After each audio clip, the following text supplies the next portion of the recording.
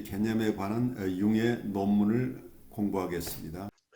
나의 개념 중에서 집단적 무의식만큼 그렇게 많은 오해를 불러일으킨 개념은 없을 것이다. 다음에서 나는 집단적 무의식의 개념의 정의를 내리고 심리학에서의 그 중요성을 서술하고 그 입증 방법을 설명하며 몇 가지 예를 들고자 한다. 정의. 집단적 무의식은 정신의 한 부분으로 개인적인 경험에서 생겨난 것이 아니고 개인적으로 획득된 것도 아니라는 점에서 개인적 무의식과 구별될 수 있다. 개인적 무의식이 본질적으로 한때 의식이었던 것이 잊어버리거나 억압되어 의식에서 사라진 내용으로 이루어지는 데 비해서 집단적 무의식의 내용은 결코 의식에 머문 적이 없고 그래서 일찍이 한 번도 개인적으로 획득되지 않았으며 그것은 예외 없이 유전, 덕택으로 존재하는 것이다. 집단적 무의식의 관념의 절대적인 상관관계를 이루고 있는 원형 개념은 정신 속 어디에나 보편적으로 있고 널리 퍼져 있는 어떤 일정한 형식들이 존재한다는 사실을 가리키고 있다.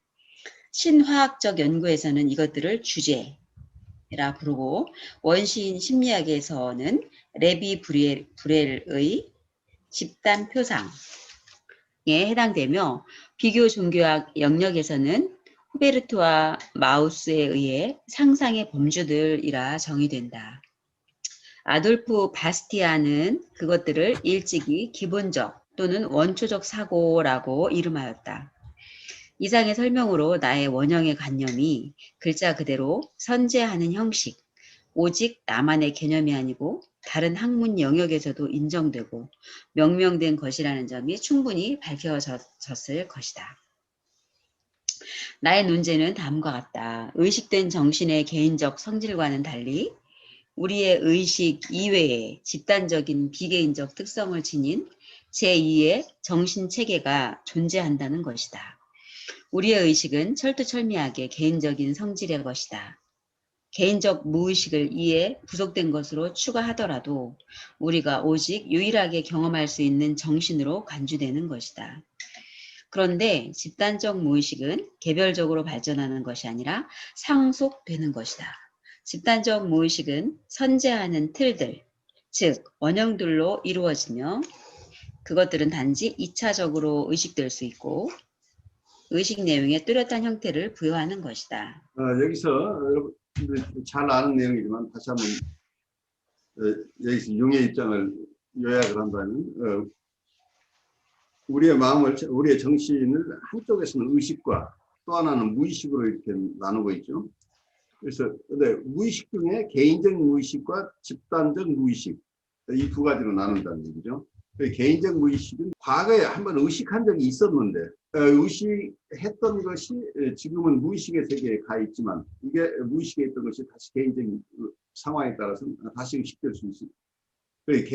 개인의 경험과 관련돼서 생겨난 무의식을 개인적 무의식이라고 본다는 얘기죠. 그러니까 과거에 경험한 어떤 것들인데 잊어버렸거나 혹은 억압했거나 현재로서는 자기의 의식 속에는 없는 거죠. 과거에 의식에 있던 것이지만 지금은 잊어버리거나 혹은 억압 과정을 통해서 지금은 의식의 세계에 없는 것, 이걸 개인적인 무의식이라고 보고 있는데 집단적 무의식은 여기서는 유전이라고 보고 있는 거죠. 네. 그러니까 타고난 것인데 이 타고난 것이 자기의 개인적인 삶에서 생겨나는 것이 아니고 이미 태어날 때 자기 안에 가지고 있는 것이다. 그래서 이걸 집단적 무의식은 이미 존재하는 어떤 틀이라고 보는, 그래서 이걸 원형이라고 부르는 거죠. 융이 집단적 무의식이라는 개념을 이렇게 설명하고 있지만 프로이드 얘기 속에 계통 발생적이라는 개념을 프로이드가 쓰고 있어요. 네. 그러니까 개체 발생적, 계통 발생적이라고 하는 부분을 조금 더 발전시킨다면 개체 발생적인 어떤 과정 속에서 경험된 것은 개인의 의식과 개인의 무의식을 구성한다고 얘기할 수 있는데 계통 발생적으로라고 한다면 우리 한 개인 입장에서는 이 인류가 발전해 오면서 이 조상들이 경험했던 것들이 축적된 것이다. 이렇게 볼 수 있겠죠. 그러면 이걸 유전이라고 얘기할 수 있겠죠. 그래서 이런 개념이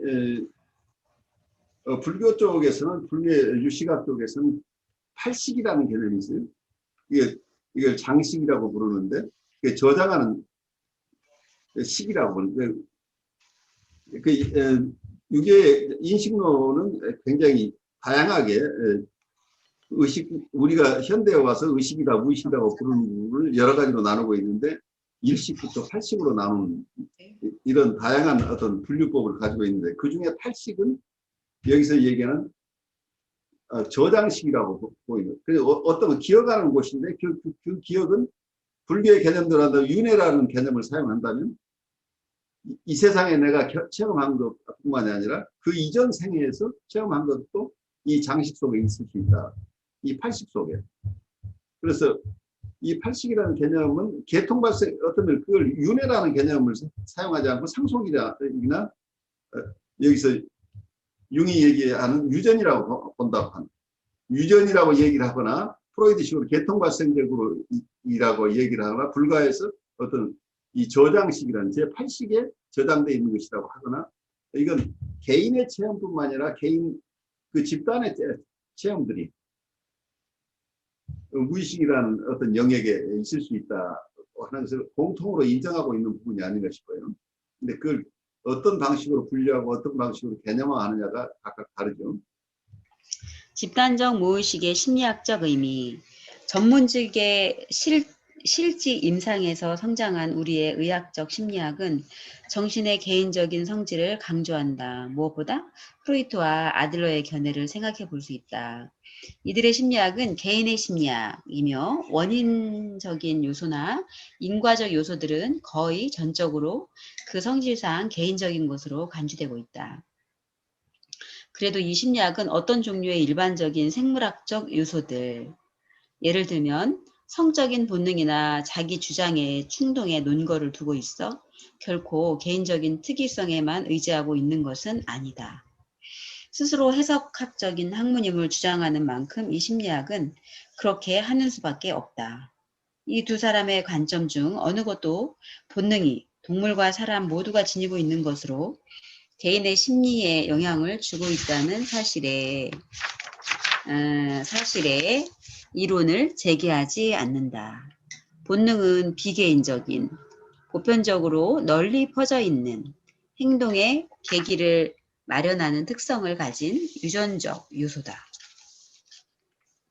이것은 흔히 의식의 울타리에서 너무 멀리 떨어져 있으므로 현대의 정신요법에서는 환자가 그것을 의식화하도록 돕는 것을 과제로 삼고 있다. 게다가 본능은 그 본질상 불분명하거나 보호하지 않고 특수한 형식을 갖춘 충동력이며 의식화되기 훨씬 이전에 의식성의 정도와는 상관없이 그들의 내재적인 목표를 추적한다. 그러므로 본능은 원형에 전적으로 상응한다. 너무도 비슷해서 원형이 본능 그 자체의 모상이라고 가정할 정도다. 다른 말로 원형은 본능적인 행동의 기본 틀을 표현한다고 할 수 있다. 그러므로 집단적 무의식의 가설은 바로 본능이 존재한다는 가정만큼이나 모험적인 가정이다. 의식된 오성의 합리적 동기를 논의로 한다면 인간 활동이 본능에 의하여 고도로 영향을 받고 있음을 우리는 주저없이 시인할 수 있다. 그런데 이제 우리가 환상, 지각과 사고가 모두 본능과 마찬가지로 선천적이며 보편적으로 존재하는 형식 원리들에 의해서 영향을 받는다고 주장한다면 통상적인 오성은 이런 관념 속에서 본능설과 똑같이 크거나 그만큼 작은 신비주의를 발견할 수 있을 것 같다. 나의 견해에 대해서도 신비주의라는 비난이 제기되었으나 나는 집단적 무의식 개념이 사변적이거나 철학적인 개념이 아니고 하나의 경험적인 것임을 다시 한번 강조해야겠다. 문제는 단지 그런 보편적인 형식이 있느냐 없느냐 하는 데 있다. 그것이 존재한다면 우리가 집단적 무의식이라고 부를 수 있는 정신의 영역이 성립되는 것이다. 집단적 무의식의 진단은 언제나 간단한 과제가 아니다. 무의식적 산물들이 흔히 지니는 뚜렷한 원형적 성질을 강조하는 것만으로는 부족하다. 왜냐하면 이것들은 언어와 교육에 의해 얻은 것들에서 유도된 것일 수 있기 때문이다. 잠재 기억 또한 제외되어야 할 것이다. 대부분의 경우에 이를 확인하는 것은 거의 불가능한 일이다. 그러나 이 모든 어려움에도 불구하고 온갖 이성적인 회의를 넘어서 자생적으로 새롭게 소생하는 신화적 주제들을 보여주는 개별적인 사례들이 충분히 많이 남아있다. 그러한 무의식이 분명 존재한다면 심리학적 설명은 이에 주목해야 할 것이며 몇 가지 소위 개인적인 원인론은 날카로운 비판을 받아야 할 것이다. 이와 같은 나의 생각을 다음에 구체적인 예로서 설명할 수 있을 것이다. 독자들은 아마 레오나르도 다빈치의 어떤 그림에 관한 프로이트의 논평을 읽었을 것이다. 그것은 마리아, 아기 그리스도와 함께 있는 성 안나의 그림으로 프로이트는 그 주목할 만한 그림을 레오나르도 자신이 두 어머니를 지녔다는 사실에 근거하여 설명하였다. 이 인과성은 개인적인 것이다. 우리는 그런 그림들이 오직 하나밖에 없는 독특한 그림들이 아니라는 점. 성안나는 사실 그리스도의 할머니라는 작은 착오에 구애받을 생각은 없다. 다만 우리는 다른 것을 통해서 잘 알고 있듯이 외견상 개인적인 심리학에도 비개인적인 주제가 얽혀 있다는 사실을 강조하고 싶다. 그것은 두 어머니의 주제로서 하나의 원형이며 신화와 종교의 영역에서 다양한 변이를 통해 나타나는 수많은 집단 표상의 토대를 이루고 있는 것이다. 나는 여기서 이중혈통의 예를 들 수 있겠다. 즉 인간적인 부모와 신적인 부모의 혈통으로서 자기도 모르게 헤라의 양자가 되어 불사의 힘을 얻은 헤라클레스처럼 말이다. 그리스에서 신화인 것이 이집트에서는 심지어 제의가 되어 있다. 여기서 파라오는 본래 인간인 동시에 신적인 본질적 특징을 갖고 있다. 이집트 사원의 산실벽에는 파라오의 두 번째 신적인 수태와 출산이 묘사되어 있다. 그는 두 번 태어났다. 이것은 모든 재탄생 비의를 토대로 표현하는 관념인데 기독교의 비의도 이에 포함된다. 그리스도도 자신은 두 번 태어났다. 요단강에서의 세례로 그는 물과 성령으로부터 재탄생을 이루었다. 로마의 전례에서 세례 반을 반이라는 그릇이라는 얘기죠. 네? 어떤 그릇? 세례를 시키게 물을 담는 어떤 용기 이런 거 세례 반이라고 세례 물을 담고 있는 어떤 용기를 세례 반이라고 했겠죠. 세례 반을 교회에 가면 어떤 교회는 지금도 큰 교회 뒤에 영구적으로 설치되어 있는 어떤 세례 반이 있는 것으로 보여요. 세례 반을 교회의 자궁이라고 말하는 것은 사리에 맞는 일이다. 로마 카톨릭 미사책에서 읽을 수 있듯이 오늘날에도 거룩한 사바타 부활절 전 토요일에 세례수 축성 때 그렇게 말한다. 어쨌든 예전 그노시스에서 사람들은 비둘기의 모습으로 나타난 성령을 소피아, 사피엔치아, 즉 지혜라고 상상했고 그리스도의 어머니라고 생각했다. 이와 같은 이중 부모의 주제에 근거해서 오늘날 아이들에게 저주나 축복과 함께 마술적 양자 결연을 실시하여 좋고 나쁜 요정을 갖게 하는 대신에 세례 부모가 주어지는데 이는 스위스 독일어로 괴테와 고테, 영어로는 대부, 신아버지와 대모, 신어머니다. Godmother, Godfather라는 개념은 캐톨릭에서는 일상적으로 사용하는 용어예요. 대부, 대모. 대부, 대모. 그래서 영세를 받을 때 대부, 대모를 다 세우거나 최소한 한 명이라도 있어야 영세를 받을 수 있어요. 두 번째 탄생의 관념은 시간 공간적으로 널리 퍼져 있다. 최초의 의료에서 그것은 마술적 치유 수단으로 나타나고 많은 종교에서 그것은 신비적 경험으로 체험된다. 그것은 중세 자연 철학의 핵심 이념을 이루고 있고 자라나는 많은 어린아이들의 유아적 환상들, 그들의 부모가 진짜 부모가 아니고 그들을 넘겨받은 양부모라는 환상은 결코 하찮은 환상이 아니다. 예컨대 벤베누토 첼리니도 그의 자서전에서 말하듯이 이와 같은 관념을 가지고 있었다. 그런데 이중혈통을 믿는 모든 인간이 실제로 두 어머니를 가지는 일은 없고 반대로 레오나르도와 숙명을 나누어 가진 소수의 사람들이 나머지 인류를 그들의 콤플렉스로 전염시키는 일도 전혀 있을 수 없다.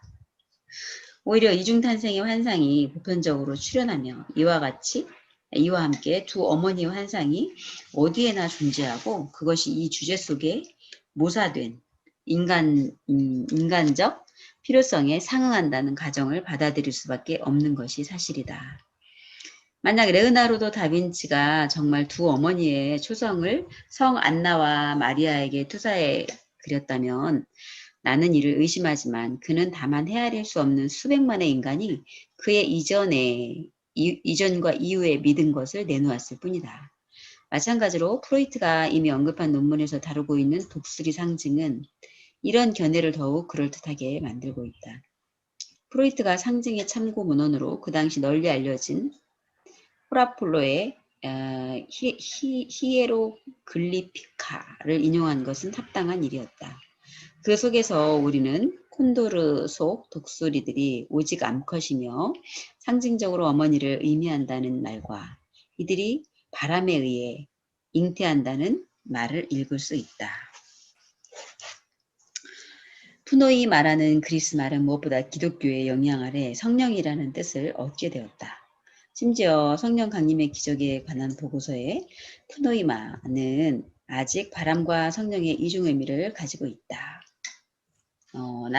나의 생각으로 이 사실은 그 본질상 처녀이며 마치 독수리처럼 푸노이마에 의해 잉태된 마리아를 가리키고 있다. 그 밖에도 독수리는 호라폴로에 의하면 최고의 신의 이마에서 직접 솟아난 처녀신이고 분명 오직 정신적인 모성성만을 알고 있던 여신 아테네의 상징이기도 하다. 이 모든 것이 분명히 마리아와 재탄생 주제를 가리키고 있다. 레오나르도가 그 그림에서 어떤 다른 것을 생각했을 만한 증거의 흔적은 발견되지 않는다. 그 자신이 그리스도인 아기와 동일시하고 있다는 가정하는 것이 옳다면 그는 이중의 신화적 모성성을 그렸을 가능성이 매우 크고 결코 그 자신의 개인적인 역사를 묘사하지는 않았을 것이다. 그리고 똑같은 주제를 묘사한 다른 예술가들은 어떤가? 그들 모두가 두 어머니를 가진 것은 아니지 않는가? 이제 우리는 레오나르도의 사례를 노이로제의 영역으로 옮겨서 모성 콤플렉스를 가진 한 환자를 가정해보자. 그리고 그 환자는 자신의 노이로제가 두 어머니를 가지고 있었기 때문에 생긴 것이라는 망상으로 고통을 받고 있다고 가정하자.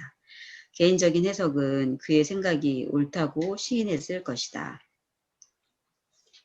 그러나 실제로 그런 해석은 전적으로 잘못되었다. 왜냐하면 결국 그의 노이로제의 원인은 이중 어머니 원형의 재각성에 있기 때문이다. 그가 실제로 한 어머니 또는 두 어머니를 가졌는지 갖지 않았는지와는 전혀 관계가 없는 것이다. 왜냐하면 우리가 보아왔듯이 이 원형은 개인적으로나 역사적으로 비교적 드문 실제적인 이중 모성과의 어떤 관련이 없이 기능을 발휘하기 때문이다.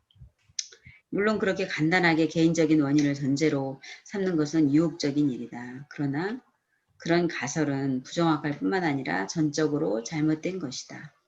물론 의학 수업만 받은 의사에게 알려지지 않은 이중 모성의 신화적 주제가 어떻게 그렇게 결정적인 힘을 가지고 마음에 상처를 주는 상태로 작용하게 되는지를 이해한다는 것은 어려울 것이다.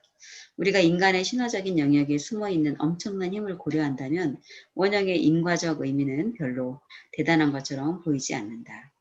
실제로 환자의 정신생활에 바로 이런 신화적 영역에서의 추진력의 공동작용이 결핍되었기 때문에 장애를 일으킨 수많은 노이로제 환자들이 있다. 그런데도 순전히 개인적인 심리학은 가능한 한 문제를 개인적인 원인으로 혼원함으로써 원형적 주제를 부인하거나 심지어 그 존재를 개인적인 분석에서 파괴하려고 한다. 이것은 내가 보기에 정말 위험한 작업이다. 20년 전에 비해 오늘날은 여기에 관여하는 힘의 성질을 훨씬 더 잘 판단할 수 있게 되었다. 우리는 지금 한 큰 나라 전체가 고태적 상징, 심지어 고태적 종교 형태들을 어떻게 되살리고 있는지, 그리고 이 새로운 집단적 정동이 각 개인에게 얼마나 혁명적인 그리고 전환적인 방식으로 영향을 주는지를 경험하고 있지 않은가. 과거의 인간이 전쟁 전에는 꿈을 꿀 수도 없을 만큼 강력하게 우리 마음속에 살아있다. 그리고 큰 민족들의 숙명이 결국 개인의 정신적 변화의 총화가 아니고 무엇이겠는가. 여기서 융이 이야기하고 있는 굉장히 큰 의미를 가지고 있죠. 우리가 개인 분석을 하거나 상담을 할 때 그 개개인의 히스토리 안에 있는 것들을 가지고 개인적인 의식과 개인적인 무의식을 중심으로 치료를 하는 게 일반적인데, 이 집단적인 무의식이라는 건 이 사람이 실제 자기의 삶 안에서 체험하지 않은 과거의 원형적인 상들이 노이로제의 영향이 될 수도 있다 하는 아주 담대한 가설을 내놓고 있는 거죠. 그래, 내담자의 실제 경험, 잊혀졌건 이 사람이 기억을 하건 의식 속에 무의식적이건 이 개인의 삶 속에서 있었던 것들과 관련해서 이분을 임상적으로 돕는 태도를 넘어서서 어떤 원형적인 어떤 상들의 존재, 원형이 이 사람에게 드러남으로써 그 원형으로부터 오는 영향 때문에 정신적인 타격을 받을 수도 있다는 전제를 가지고 있는 거죠. 그러면 여기에는 한 개인의 개인적인 히스토리만 가지고는 이 사람을 치유해낼 수 없는 영역이 있다고 지금 보고 있는 거죠. 이게 이제 융의 어떤 꿈을 중심으로 한 치료 방식이나 액티브 이미지네이션, 적극적인 상상 기법을 통한 치료 방식들이 여기에 연유하고 있다. 집단적 무의식을 전제로 이런 얘기들이 나온다는 것을 이해하면서 우리가 얘기를 좀 융의 입장을 좀 더 들어보죠. 교수님 질문이 있는데요. 그 노이로제? 예. 그러니까 노이로제가 그러면은 어떤 원형으로부터 나왔다는 얘기인가요? 그러니까 노이로제라고 이제 그 신경증이라고 얘기하는 거지. 어떤 여기서 노이로제라고 표현한 것을 엄격하게 현대적으로 구별을 했을 때였지만 심리적인 고통스러운 상태라고 일단 얘기를 시작을 해보죠. 심리적인 어려움이라고 할 때 이게 원형으로 나오는 경우도 있다 지금 얘기를 하고 있는 거죠. 그러니까 이제 그 두 어머니 아까 그 두 어머니 때문에 나온 그게 아니고 그 개인적인 어떤 원인과 결과로 인한 서사가 아니고 이거가 이제 집단 무의식 그야말로 원형 우리의 선조들로부터 받은 그렇죠. 유전적인 요소라는 얘기죠. 그렇죠. 근데 그 노이로제가 원래부터 이렇게 있었나요, 교수님? 심리적인 고통스러움이 형태가 각각 다르겠죠. 그러니까 이 부분도 굉장히 큰 가설이죠. 그럼 원시인들에게 이런 노이로제가 있었느냐는 얘기를 또 해볼 수 있겠죠. 그러니까요. 그래서 융의 얘기가 우리가 과학적인 얘기라고 받아들이기엔 조금 어려운 부분도 많이 있겠죠. 그러니까 여기서 두 어머니의 신화라는 것이 여러 문화에서 보이긴 하지만 이걸 또 개개인들이 다 체험하는 것은 아니죠. 또 전 세계적인 문화가 다 이걸 체험한다고 얘기하기는 어려울 수도 있는데 융은 굉장히 일반화하는 경향이 있어요. 자기가 접한 몇 가지 신화를 가지고 모든 문화에 이게 다 공통이다 이렇게 쉽게 일반화해서 이론을 전개하니까 우리는 이 사람만큼 박식하지 않기 때문에 이 얘기를 듣다 보면 이 사람 얘기가 맞는 건가 하고 따라갈 수밖에 없는 지금 상황이 되는 거죠. 근데 어쨌든 그거 일정 부분 또 동의가 되는 게 그 똑같은 환경에서 자랐지만 그 다 다르게 반응하잖아요. 그러니까 양육 환경이나 어떤 그런 자라온 성장 과정에서의 어떤 그 결핍이나 그 뭐 이런 것들이 비슷하지만 근데 너무 개인차가 많잖아요. 개인차가 교수님. 많죠. 그러니까 그 유전적인 차이가 있다고 하는 이미 그걸 또 체질이라고 얘기하는 사람도 있고 뭐 여러 가지로 얘기할 수 있겠죠. 이분이 그러니까 뭐 스트레스를 연구하시는 분들은 개개인마다 스트레스에 취약한 사람이 있다. 뭐 이렇게 얘기도 하고 그러니까 그리고 당연하게 각각 다르게 태어났다는 얘기죠. 그렇죠? 뭐 아들러 같은 경우는 이제 뭐 출생 순위나 서열에 따라서 굉장히 많이 열등감과 우월감을 가지고 많이 어떤 그 다르다. 그 결과가 많이 다르다. 이렇게 보기도 하고 프로이트도 이제 개인적인 어떤 뭐 인과론을 가지고 이렇게 많이 이제 치료를 했고 그런데 일정 부분에서는 융의 말도 일리가 있긴 한 것 같아요. 그러니까 네, 그러니까 그러니까 설명할 수 없는 뭔가가 있는 것 같아요. 개인적으로 그 개인적인 스토리로만 봐서는 설명되지 않는 그런 부분들이 또 있는 것 같아요. 그래요. 그게 쉽지는 않죠. 그러니까 개념화를 어떻게 하느냐죠. 이게 원형이라는 이론을 가지고 설명할 때. 네. 어쩌면 아까 얘기 나왔지만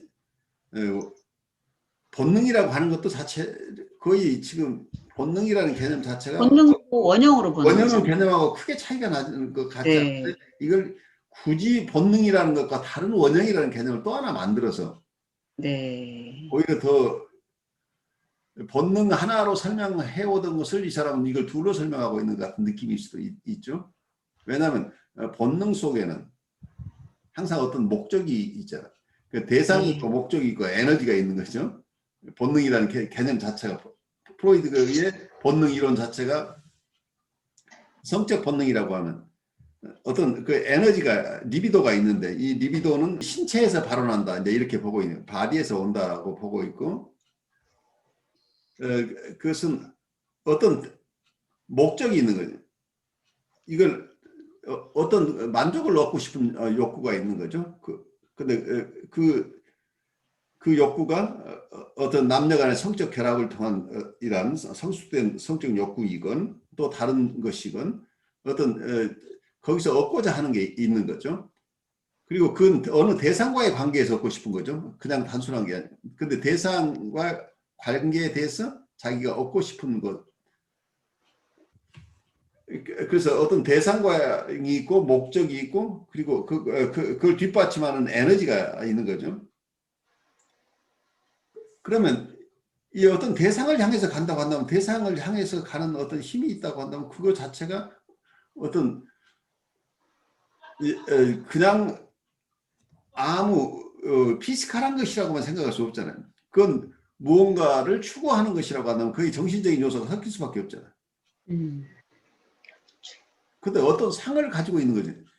내가 대상을 어머니에게서 어머니의 안김을 하고 싶다. 어머니로부터 어머니에 안기고 싶다고 한다면 어머니라는 상이 이미 존재한다고 얘기할 수 있잖아요. 그 속에는. 그럼 이게 원형 어떤 이 본능 속에는 이미 원형이라는 것을 개념적으로 본능 속에 원형이 포함되어 있다라고 주장을 한다고 해도 이것이 아니라고 얘기할 수 없는 거죠. 근데 융은 이걸 굉장히 비슷하게 이 본능은 본능이고 원형을 나는 새로 얘기를 하고 있다. 이제 이런 얘기죠. 그러니까 왠지 원형 하면은요, 교수님, 뭔가 이렇게 굉장히 이렇게 유동적이다라는 느낌보다는 뭔가 네. 이렇게 포메이션 된 느낌이 더 강한데, 어떻게 보세요, 교수님은? 그러니까 원형이다라는 거는 거기에 어떤 막 주체가 있기보다는 뭔가 뭐에 의해서 이렇게 영향을 받는 입장에서 이렇게 그러니까 봐지는. 뭔가가 있어서 네. 그 영향을 우리가 받는다는데 그래서 어떤 보통 불가에서 얘기하는 거, 우리는 보통 왜 우리가 생로병사를 경험하느냐 하는 개념 속에는 우리는 상해 지배를 받고 있다는 거예요. 여러 가지 이미지들의 지배를 받고 있다는 거예요. 우리가 평생.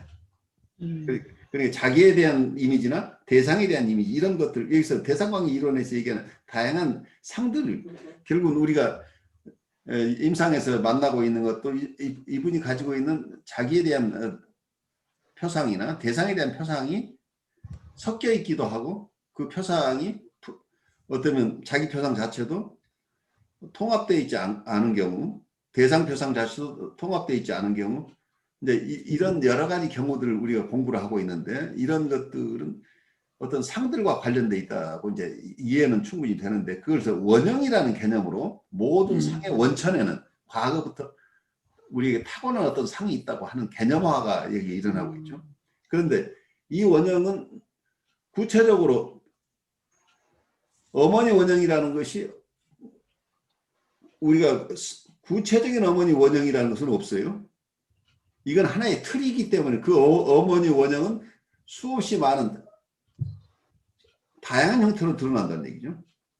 근데 원형이라고 얘기를 하면 뭐가 손에 잡히는 것 같은데 사실은 잡을 수 없는 거라는 얘기 말하잖아요. 본능하고 같은 거예요. 성적 본능이라고 하지만 성을 추구하는 것이 각각 다양한 모습으로 나오는데, 그걸 다 통틀어서 성적 본능이라는 것을 우리가 눈으로 보거나 잡을 수 없는 거잖아요. 마찬가지 이게 또 하나의 관념화하는 거죠.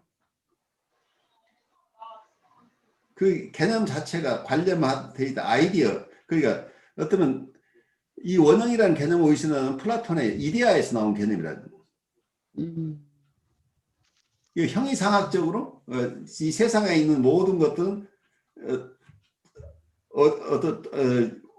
우리가 있는 이 세계 밖에 다른 세계 속에 있는 어떤 원래 어떤 형태가 있어서 그것의 그림자일 뿐이다. 이제 이런 얘기를 하고 있는 거죠.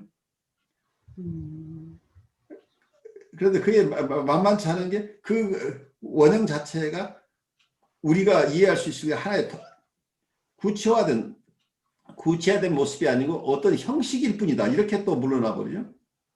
형식이니까 그 형식에 걸맞는, 어머니라는 어떤 형식에 걸맞는 구체적인 우리가 이미지가 어머니도 있지만 할머니 이미지, 유모의 이미지, 간호원의 이미지, 이 모든 게 어머니 원형에서 나왔다고 이렇게 얘기를 해버리면 그 원형 자체는 우리가 이해할 것 같으면서도 결코 이해할 수 없는 대상이 되어버리죠. 그래서 이 이론들이 쉽지 않은 얘기죠.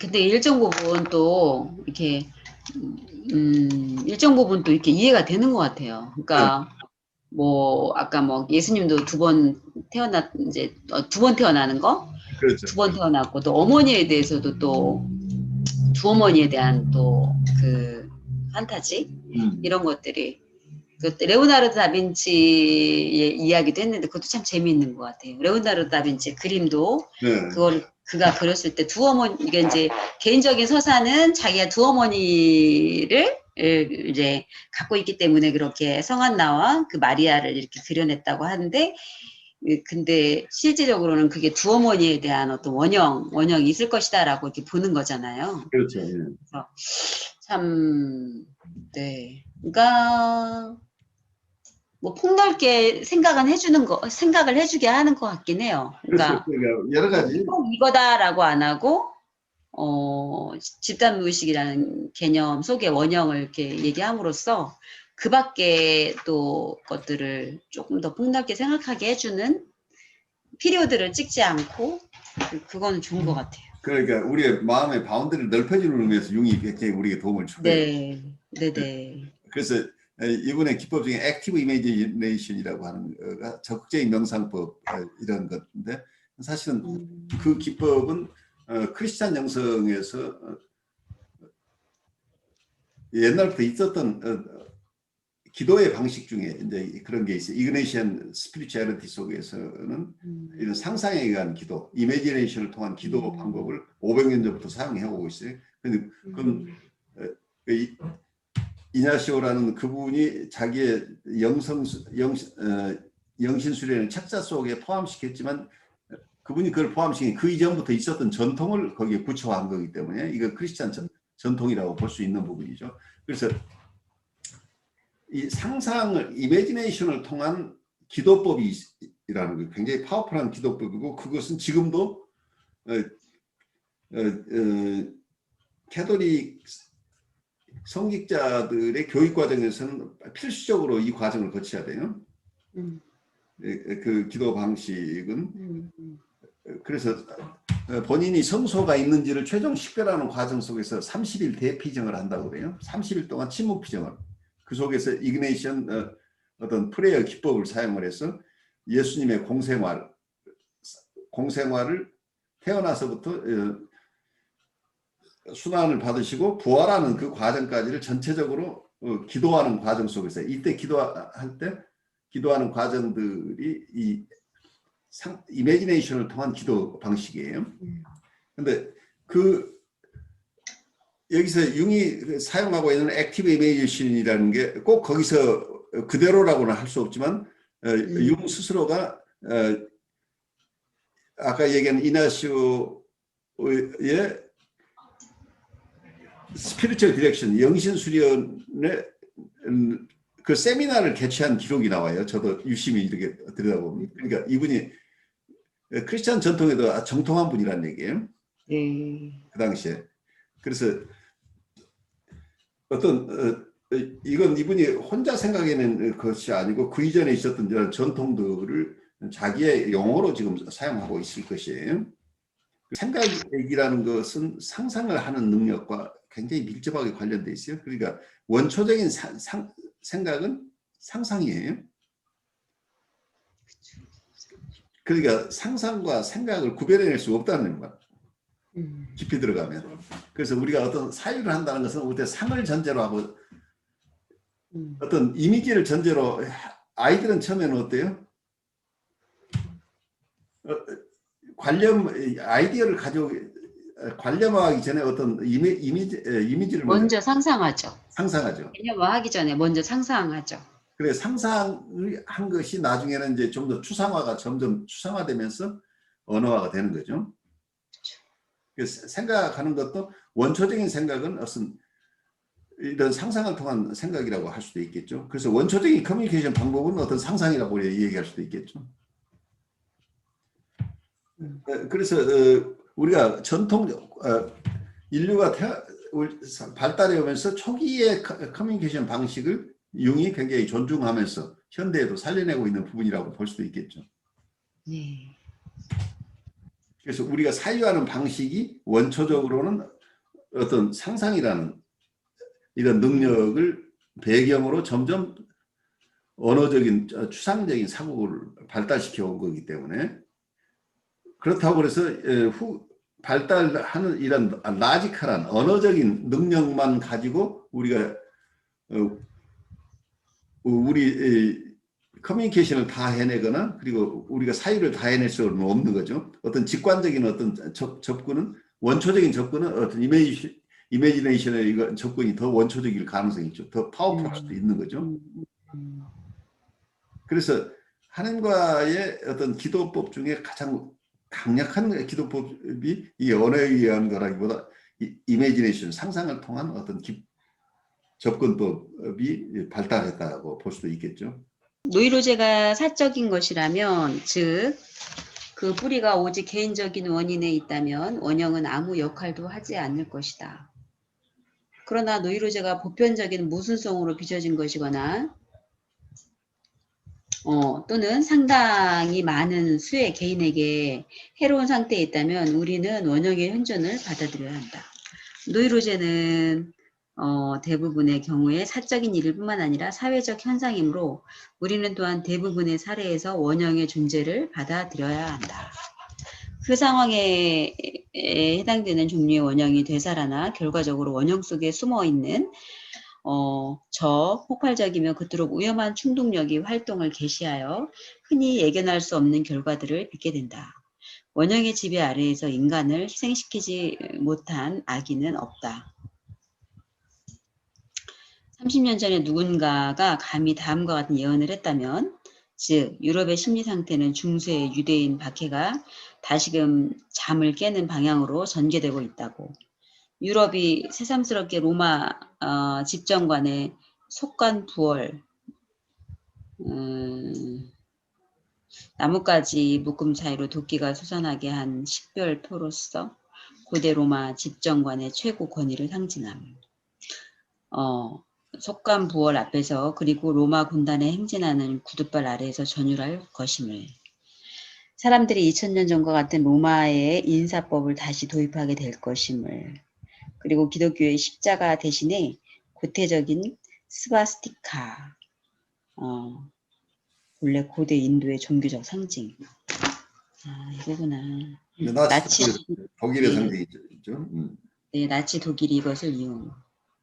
이게 수백만 명의 전사들로 하여금 죽을 준비를 하도록 유혹하리라는 것을 예언했더라면 사람들은 그 사람을 신비주의적인 바보라고 목 터지게 야유했을 것이다. 그런데 지금은 그 말이 아무리 당황스럽고 충격적인 것으로 보인다 하더라도 어쨌든 이 모든 미친 짓은 소름 끼치는 현실이다. 사생활, 사적인 동기와 원인, 그리고 사적인 노이로제들은 오늘날의 세계에서 거의 허구가 되어버렸다. 과거의 인간, 구대적 집단 표상 가운데 살았던 인간이 다시금 매우 가시적이며 극도로 생생한 삶을 부활시켰다. 이것은 불안정한 몇 사람의 개인에서뿐만 아니라 수백만의 인간들에게서 일어나고 있다. 삶에는 전형적인 상황들이 존재한다. 그만큼 많은 원형들이 있다. 끝없는 경험의 반복이 인각되어 정신적인 체질을 이루었는데 그것은 내용으로 가득 찬 상들의 형태라기보다 거의 내용이 없는 형들로 인각되었다. 이것은 단지 어떤 견해를 갖고 행동을 하게끔 하는 특정한 형의 가능성을 모사할 따름이다. 삶에서 원형에 해당되는 사건이 일어나면 그 원형이 활성화된다. 강박 성향이 나타나 마치 본능 반응처럼 이성이나 의지에 반해서 자신을 관철하거나 병적인, 즉 노이로제에 이를 정도로 증강된 갈등을 일으키게 된다. 그러니까 여기에서 굉장히 중요한 얘기들을 하고 있죠. 그러니까 실제 여기에서는 1차 대전이나 2차 대전의 참혹한 상황들을 겪으면서 프로이드도 자기의 이론이 바뀌었죠. 초기에 리비도 중심의 이론에서 나중에 공격성 중심의 이론이라고 얘기를 하거나 아니면 리비도와 공격성 두 가지를 다 인정하는 이런 이원론적인 본능 이론을 전개를 한 거죠. 그래서 리비도 중심, 우리가 성적 역동 중심으로 하는 이론 가지고는 담아낼 수 없는 이런 현실 속에서, 이 참담한 현실 속에서 우리는 결국은 공격성 본능이라고, 다른 얘기로 라이프 인스팅트와 데스 인스팅트라는 개념을 가져왔죠. 삶의 본능과 죽음의 본능입니다. 우리는 끊임없이 삶을 향해서 나아가는 본능도 있지만 죽음으로 치닫고 있는, 파괴하고, 어쩌면 우리가 무기물에서 왔다고 한다면 유기물이 무기물로 돌아가고 싶은, 그 제로 돌아가고 싶은 어떤 파괴하고 싶은 욕동이 모든 사람 안에 내재되어 있다, 이런 개념을 발달시킨 거죠. 그래서 융의 지금 이런 이론들도 참담했던 어떤 상황 속에서 과거에 로마 시대에 있었던 그런 어떤 엄청난 박해적이고 인간들을 처참한 상황으로 몰아갔던 그런 사태가 계속, 그것보다 더 가혹한, 인간이 보통 상상할 수 없을 정도로 가혹한 사회 현실들이 드러나면서 이것을 이해하고자 하는 어떤 몸부림일 수도 있겠죠.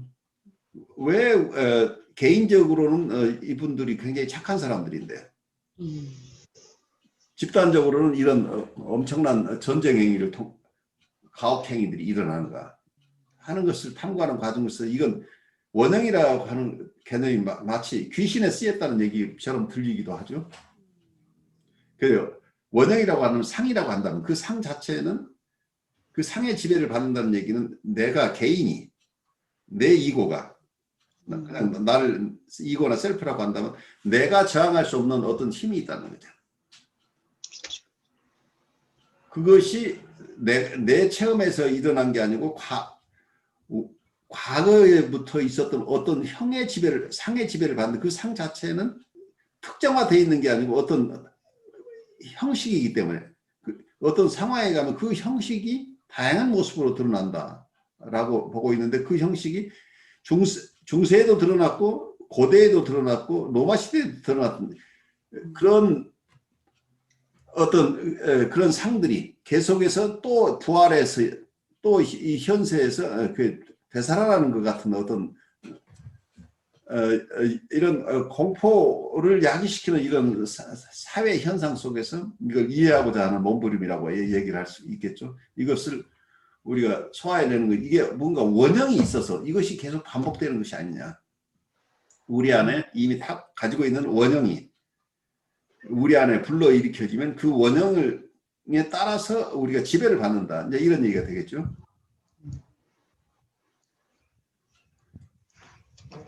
그래서 원형이라는 개념이 기본적으로는 개인적인 의식이나 무의식을 뛰어넘어서 우리를 바르게 인도하는 힘도 있지만 우리를 파괴적인 방향으로 끌고 가는 어떤 원형도 있을 수 있다 이렇게 볼 수 있겠죠.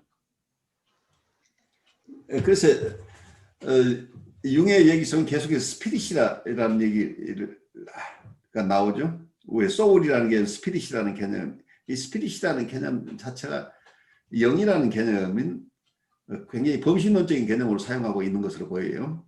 그러니까 우리 안에 우리 스스로 통제할 수 없는 어떤 힘들이 있다고 하면 이건 스피릿이라고 지금 보고 있는 것이겠죠. 그런데 그 스피릿은 그 원형들이 다양한 원형들이 있다라고 얘기를 하고 있는 거죠. 그런데 여기서 우리가 쉽게 따라갈 수 없는 게 내용이 없는 형이라고 하는 거예요. 굉장히 원형의 지배를 받는다고 하는데 그럼 지금 이 사람은 이 어떤 두 어머니의 원형이다 한다면 그 어머니가 다양한 모습으로 드러나는데 특정한 타입이라고 하지만 결국은 특정한 타입이라고 하는 것도 굉장히 광범위한 얘기죠. 그 타입 속에 그러니까 우울한 타입이다. 우리가 보통 성격 구조론 성격에서 융에 따라서 지금 나오고 있는 MBTI나 이런 쪽에서 너는 어떤 타입이라고 하는 거다고 지금 다 연결되는 것이라고 볼 수 있겠죠. 근데 그 어떤 타입이라고 하는 게 사실은 굉장히 모호한 거죠. 그 타입 안에서 수없이 많은 다양한 모습이 드러나기 때문에 그 원형을 안다고 해서 알면 굉장히 도움이 될 것 같긴 한 관련 전체적인 아웃라인으로서의 도움은 되는데 구체적으로 어떤 원형이 어떻게 출현하고 그 원형이 어떤 모습으로 이분에게 데미지를 주고 있는지 하는 것은 각각 구체적인 사안에서밖에 볼 수 없기 때문에 일반론으로서 치료를 해낼 수 없는 한계가 있죠. 그래서 이런 타입이라고 하는 것, 이런 원형의 지배를 받고 있다. 이 사람은 이런 고태적인 원형에 의해서 지배를 받고 있다. 그게 귀신들을 냈다는 얘기라고 볼 수 있는. 그럼 그 귀신이 사람한테 나타나는 모습은 각각 다르다는 거예요. 그래서 굉장히 우리에게 시사점을 던져주지만 임상적으로 보면 그런 개념을 이해하는 것은 여러 가능성을 열어주는 우리의 상상력을 통해서 이 사람을 좀 더 깊이 이해하지만 구체적으로 우리에게 어떤 안내를 해주는 것은 이분이 그런 어떤 원형의 출현에 의해 영향을 받고 있다고 하자면 이분은 어떻게 실제적으로는 어떤 모습으로 들어가는가를 면밀하게 살피지 않는 한 이 사람 볼 수 없다는. 그러니까 일반 이론 가지고는 우리가 임상을 해낼 수가 없잖아요. 그러니까 우리가 과학적인 이론을 아무리 배워도 사람에 대해서 백과사전을 다 찾아봐도 그리고 질병에 대해 DSM을 다 알고 있어도 내가 만나는 이분은 그 어떤 형에도 어떤 형에 속한다고 억지로 분류를 한다고 할지라도 그 형 자체가 너무 광범위하기 때문에 그것만 가지고는 이분을 도울 수, 그 형이라고 치더라도 어머니 원형의 지배를 받고 있다고 하지만 어머니 원형 중에는 굉장히 젠틀한 어머니 원형부터 가혹한 어머니 원형, 그것도 정도가 수없이 다르기 때문에 구체적인 사람을 도울 때는 이 사람의 실제 있는 모습을 봐야 된다. 그러니까 여기에 어떤 상에 의해서 지배를 받는, 우리가 상을 가지고 사람을 이해를 해버리면 그거 자체가 덮어 씌우는 거죠. 실제 있는 이 대상을 우리가 못 본다는 거예요. 그래서 실상을 봐야 된다고 하는, 동양 쪽에서 얘기하는 그 부분이 굉장히 중요한 부분으로 보여요. 우리가 많은 경우에 허상으로 본다는 거예요. 그러니까 우리가 보통 이론을 가지고 사람을 보거나 원형 이론을 가지고 너무 쉽게 접근해버리면 이 사람은 지금 이런, 우리가 진단을 통해서 사람을 보는 것도 이제 이런 거죠. 이 사람은 이 범죄에 속한다. 그럼 그 범죄에 속하는 사람들은 이런 처방이 맞아. 근데 그 처방이 어떤 메디컬한 쪽에서는 굉장히 신체에 관한 거니까 그렇게 하더라도 큰 무리가 없는데, 정신적인 세계 속에서는 눈에 보이지 않는 이 세계를 이런 방식으로 접근하게 되면 오히려 데미지를 줄 가능성이 굉장히 높아지는 거죠.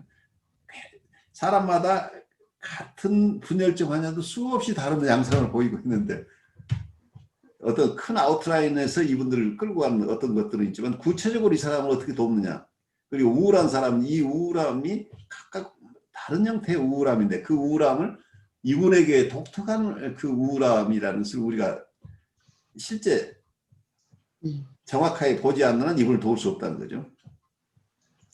그래서 융의 얘기가 우리에게 큰 도움이 되기도 하지만 또 그 한계를 우리가 이해하면서 가야 되겠죠.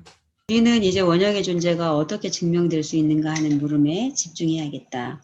원형은 일종의 정신적 형식들을 만들어내기 때문에 우리는 어디서 어떻게 이 형식들을 보여주는 자료를 얻을 수 있느냐를 설명해야 할 것이다. 주된 원천은 꿈이다. 꿈으로 가져갔네요. 꿈은 의지로부터 독립된 무의식적 정신의 자연 발생적인 산물이고, 그래서 순수한 의식의 의도로 영향을 받지 않는 자연 산물이라는 이점을 가지고 있다.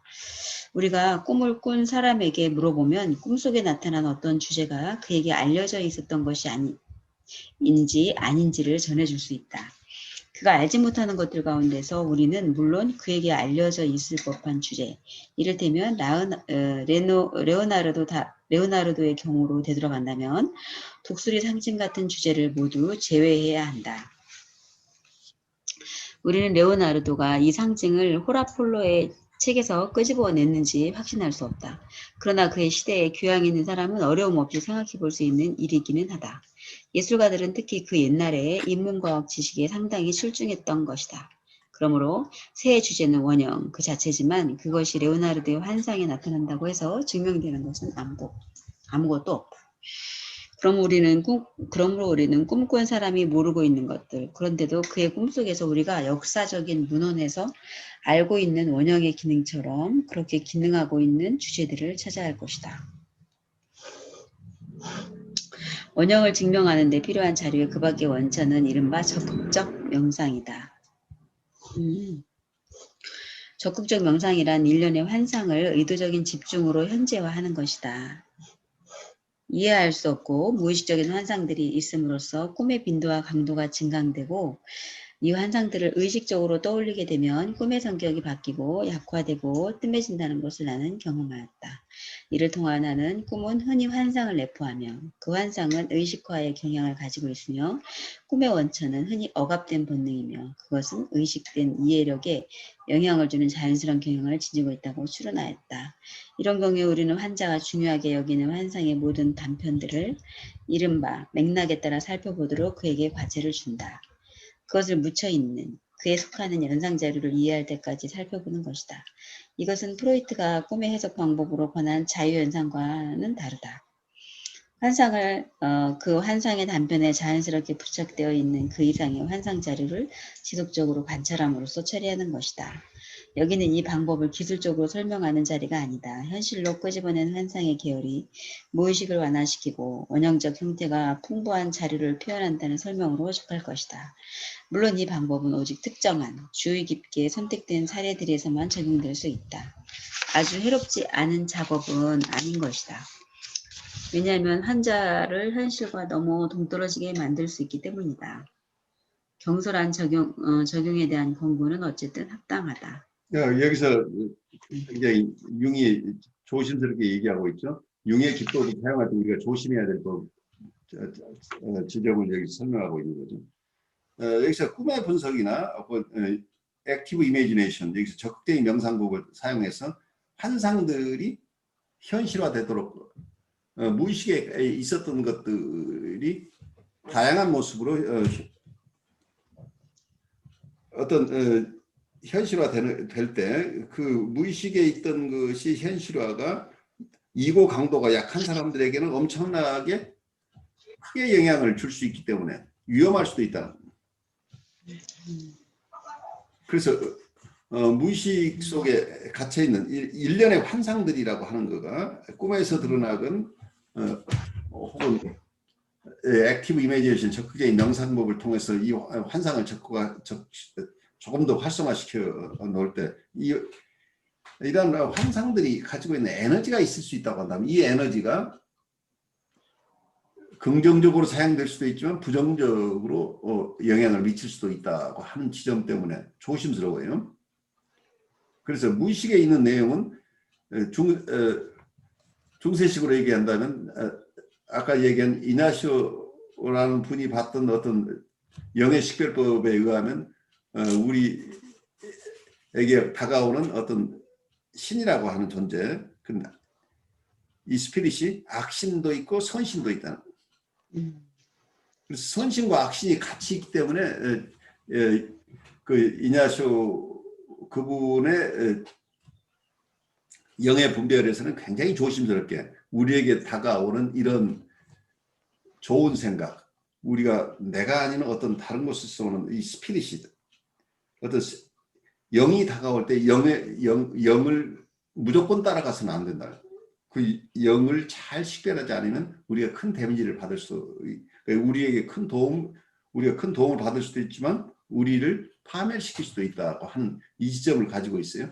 그래서 그 부분은 굉장히 세심하게 그걸 식별해내지 않으면 우리가 이 영들에 의해서 휘둘려서 우리 삶이 하느님으로부터 멀어지게 하는 과정으로 갈 수 있다는 거예요. 그러니까 광명의 천사로 다가오지만 이게 악신으로 나중에 드러나는 경우들도 얼마든지 있다라고 얘기를 하고 있어요. 그래서 융도 자기의 기법을 사용할 때 잘못하면 환자를 현실과 너무 동떨어지게 만들어낼 수도 있다 라고 얘기를 하고 있는 거죠. 그러게 현실로부터 더 유리되게 된다면 잘못하면 현실 검증 능력을 상실할 수도 있고 사이코패가 이럴 수도 있다는 이 위험성을 경고하고 있는 거죠. 그래서 융의 어떤 이런 기법들이 어떤 사람에게 큰 도움을 줄 수도 있지만 어떤 사람에게는 데미지도 될 수 있기 때문에 우리가 그런 기법이 있으니까 무조건 사용해 볼 수 있다 이렇게 할 수는 없는 거죠. 그 내담자의 상황에 따라서 적절하게 사용될 수 있는 경우도 있고 이게 잘못 사용되게 되면 이분들이 더 어려움을 겪게 될 수도 있다 하는 경고를 여기서 하고 있는 것으로 이해하고 가보죠. 마지막으로 그리고 특히 흥미있는 원형적 자료의 원천을 제공하는 것은 정신병 환자의 망상환영, 황홀 상태에서의 환상, 그리고 초기 소아기의 꿈, 3세 내지 5세 사이이다. 그런 자료는 얼마든지 많이 입수할 수 있다. 그러나 확신이 갈 만한 역사적 유래를 찾아내는 데 성공하지 못했다면 가치가 없다. 뱀에 관한 꿈을 뱀의 신화적 출현과 관련지는 것만으로 물론 충분치 않다. 왜냐하면 꿈에서의 뱀의 기능적 의미가 그 신화적 관련과 같은 것인지 누가 보증하겠는가. 그러므로 유효한 유래를 얻어내기 위해서 개별적인 상징의 기능적 의미를 알고 난 다음에 그것이 비교되는 신화적 상징과 같은 종류의 경우에 속하는지 그래서 같은 기능적 의미를 갖는지 꼭 찾아낼 필요가 있다. 그런 실질적 자료의 설정은 시간이 오래 걸리는 힘겨운 탐구일 뿐만 아니라 널리 보여주기에 달갑지 않은 일이기도 하다. 상징들은 그 서로의 연관에서 갈라내어서는 안 되므로 남김없는 개인적인 동시에 상징사적인 표현들을 제시해야 한다. 사실상 이에 관한 이야기는 단 한 번의 강연으로는 불가능하다. 그런데도 나는 나의 청중의 반을 잠들게 만들 오염을 무릅쓰고 설명을 시도했다. 그래요. 그러니까 융 스스로도 이걸 설명해내기가 굉장히 힘들어요. 그래도 저도 융을 설명해내기 굉장히 힘들어요. 마찬가지로. 그만큼 굉장히 신기한 것 같은데 그것을 구체적으로 설명해낸다는 것은 거의 어렵다는 얘기예요. 융의 책을 읽다 보면 어느 부분에서 이분이 실제 귀신들을 동의가 돼요. 귀신들 예. 체험하는 얘기들이 나오죠. 그것도 네. 100년 전 귀신들이 그 떼거지로 몰려와서 그 밤새 시끄럽게 하는 거 뭐 그런 걸 체험하기도 하고 이제 이래서 이분은 어떤 그 이제 정령의 세계를 믿었던 사람으로 보여요. 네. 그러니까 우리는 그냥 상징적으로 얘기를 듣고 있는데 이분은 그 실제 살아있는 영들로 혹시 보고 있었지 않느냐는 생각이 더 깊어요. 근데 이제 성경에도 귀신들이라고 하긴 하잖아요. 그렇죠. 그 귀신들이라고 하긴 하는데 이제 그 하나님을 대적하는 귀신들이라고 보죠. 그 성경에서는. 그렇죠. 근데 그 부분이 이제 좀 다르죠. 불가에서는 그걸 뭐라고 이게 전부 다 망상이라는 거예요. 이런 것이 다 우리 마음에서 만들어진 것이다. 일체 유심조라고 하는 거가 이게 깊이 들어가면 그게 굉장히 철저하게 현상을 보는 눈이에요. 그래서 현상과 본질론, 현상학과 본질론을 이 두 가지를 다 가지고 있다고 보여요. 현상으로서의 세계 속에는 우리는 온갖 상들을 만난다는 거예요. 그러니까 여기서 얘기하는 다양한 상들이 일어나는 세계라는 얘기예요. 그렇지만 그 진리의 세계에서 보면 이건 그거 자체가 일시적으로 마음이 만들어내는 어떤 환상일 뿐이다. 이 환상을 정확하게 볼 수 있어야 한다는 이제 이런 얘기들을 하고 있어요.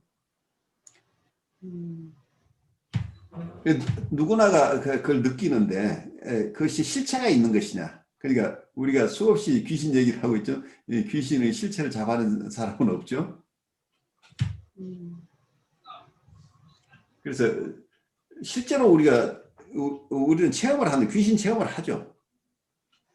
귀신 체험을 하는데 그 귀신이 실제로 있는 존재에서 체험하는 것이냐 아니면 내 마음에서 만들어진 것이냐.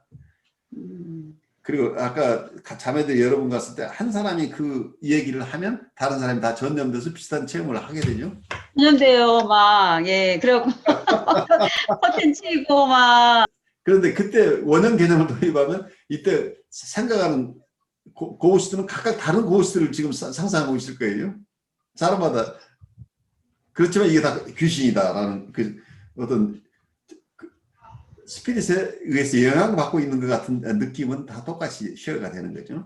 이 고스트가 각각 다른 모습으로 이게 원형이라고 얘기를 하지만 그 원형을 구체화할 수 없고 하나의 형태라고 융이 설명할 수밖에 없는 게 이게 각각 다 달리 이게 드러난다는 얘기는 뭐냐면 객관적인 실체라고 한다면 어느 하나로 인식할 수 있는데 우리 마음에서 만들어진 이게 판타지라고 한다면 이건 각자가 만들어낸 거기 때문에 이게 화가에 따라서 각각 달리 만들어낸다는 얘기예요. 그래서 예를 들면 이제 제가 거기서 저게 귀신같이 보인다. 귀신인 것 같다. 그런데 이제 자아가 취약하면 저 귀신이다가 되는 거잖아요. 귀신이다가 돼버리는 바로. 이다가 되면은 이제 거기에 지배를 확 받아버리는 거잖아요.